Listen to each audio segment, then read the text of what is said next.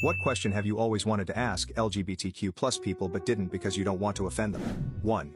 I know you guys want to be inclusive and all, but I always feel behind on all the letters you add to LGBT, so is it fine I just say LGBT plus? This is not meant to not be inclusive, I'm all for LGBT plus. But sometimes it gets a bit too many letter for me personally. So, will I offend you guys if I only say LGBT plus, or are you guys fine with it? 2. The trans women. Also, English is my third language, so I may be offending. If so, my apologies. Many cis women are modest or shy about their bodies, while men can whip out their shirt and not be a whit embarrassed.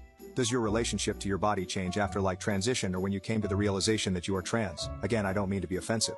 Just curious. Also, we've started putting pronouns in our email signatures at work and I've seen a few people put she, they or he, they, and I'm curious why. I'm sure each person is different, but I wonder why they are okay with a gendered pronoun but then also want to be called they. Anyone here use she, they or he, they and could give me some insight? 3. What should I say to someone who comes out to me, saying okay or that's nice sounds like I'm dismissing them, but trying to ask questions or engage in conversation about it seems intrusive? 4. Is it okay to use adjacent urinals / talk at the urinals if you two are dating or married? 5. What does non-binary mean?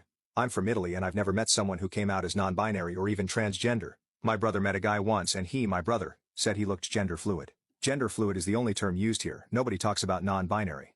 I know that non-binary means that you don't identify with one gender specifically I guess, but I really don't get it. 6. Would people get offended if I just use the word they for literally everything? I've accidentally had it ingrained in my brain, so unless they literally tell me what their pronouns are I will use they. Hey look, I did it again. 7. When two women get married, are they both brides or would one prefer to be called the groom? Same for two men, are both grooms? 8. How did you find out you were trans? If it was because of gender roles and clothing that society has forced on us, how would you find that you were trans if it were not like that? Sorry if this offends anyone, I am having a hard time understanding. 9. Where do you think the line should be drawn in trans women taking part in women's sports? How can women's sports be inclusive whilst also being fair and safe for everyone taking part? Also, I have never called myself cis, so why do you feel the need to label me in this way? It's like you will accept the terms that we have made up for you. It's a label being put on without you having agreed to it. I'd like to be called a female, not a cis female, but apparently that's the new lingo. 10. To trans folks, how does it feel to be complimented when you're the person you want to be? I complimented a trans person, and they almost started crying in the bathroom. I thought they looked beautiful, and so I gave them a compliment. They came back the next day and gave me coffee and a thank you note. Very sweet person. 11. Why is the drag show subculture of men portraying women in extraordinarily cartoonish and overtly offensive caricaturistic ways performed in schools? I'll go ahead and recognize my question includes some assumed opinions.